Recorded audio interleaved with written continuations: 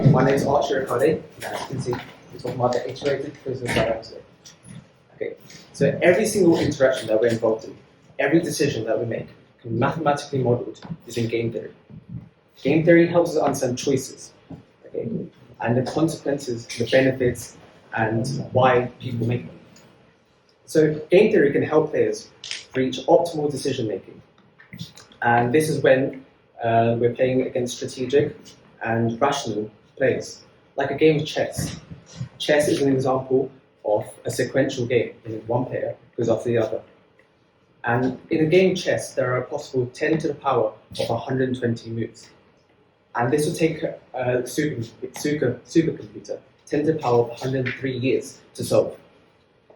Now, the main approach of game theory is to try and figure out what your opponent's most profitable strategy is in comparison to yours, and what you're going to do as a result of that. So now I mentioned that players are rational, but that's just an assumption, and a controversial one at that. So the idea of rationality can be explained using the prisoner's dilemma. Okay, and the prisoner's dilemma helps us understand that when two players act in their own self-interest, they may not always produce the most optimal outcome. And it goes something like this.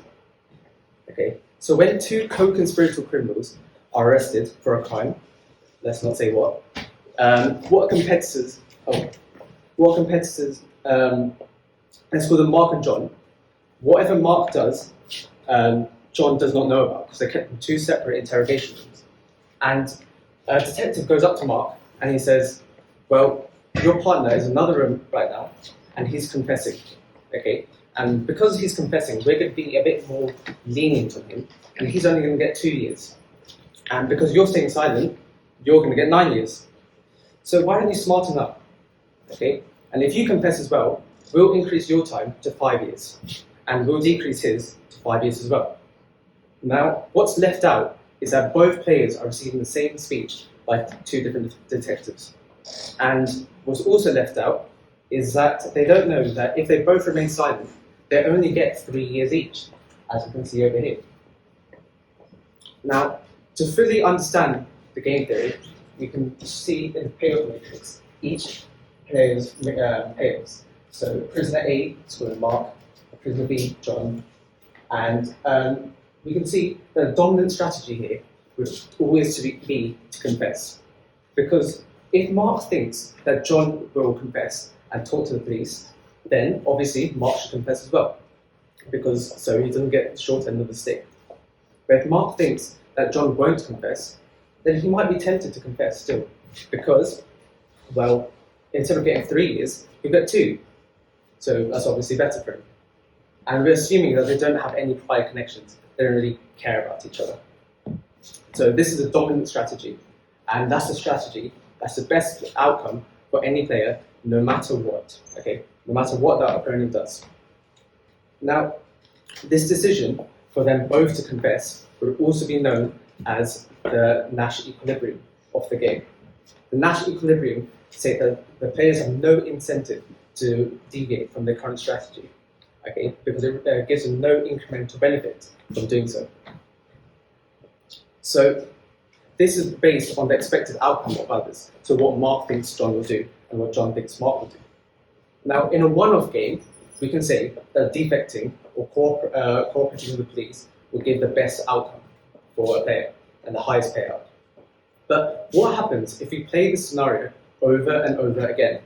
Okay, if they're forced to repeat the scenario every day, what's going to happen to the strategies and how would cooperation evolve? Well, now they can use their future decisions as bargaining tools for their current ones. Okay, and what I mean by this is that when there's uncertainty in the future, when we're not sure and there's not a lot of clarity about what's going to happen, we are more motivated by what happened today. We care more about today than we do about tomorrow. We can say tomorrow is a discounted version of today.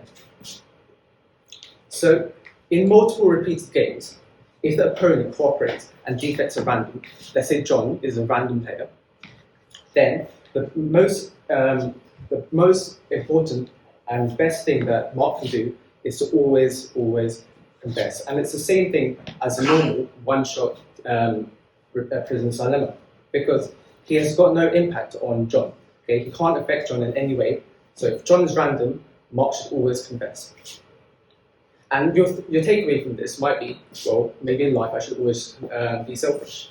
But this only works when the other player has no strategy and is playing randomly.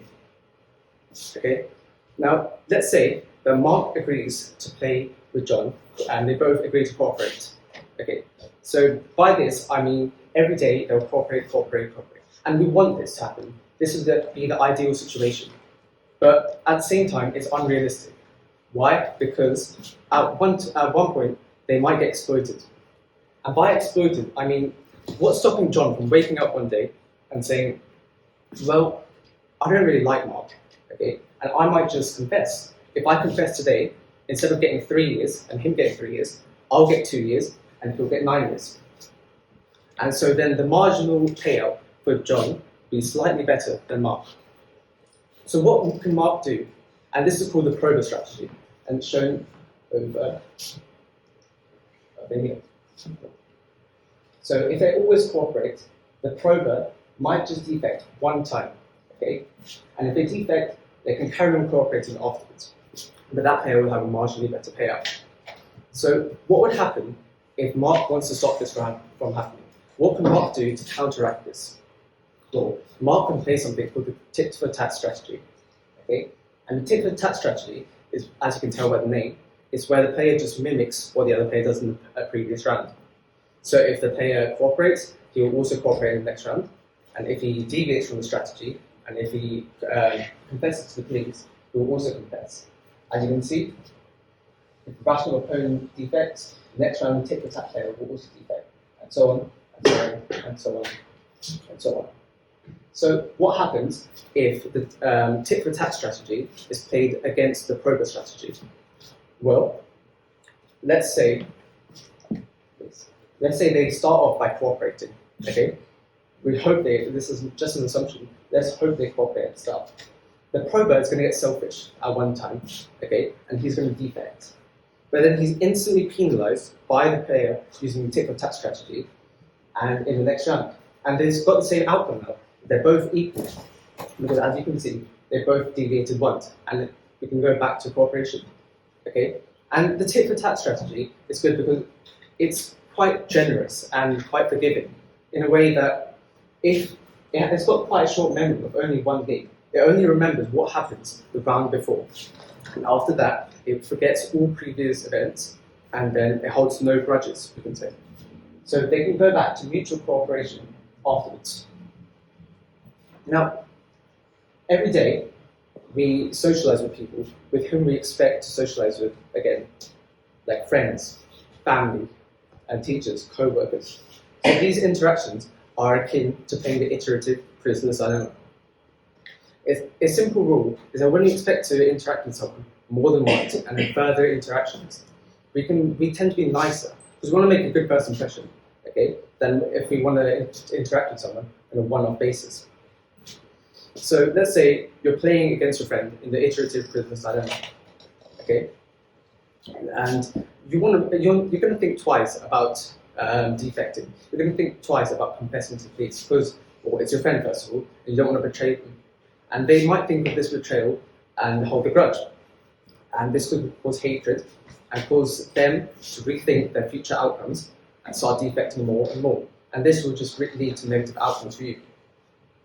So cooperation, we know, can cause the best outcome. We want people to cooperate together. But inherently, in modern conditions, we find ourselves in situations that breed selfishness. And that's just a human condition. But if more environments were created where social interactions were encouraged, maybe we could optimize our society today. Thank you.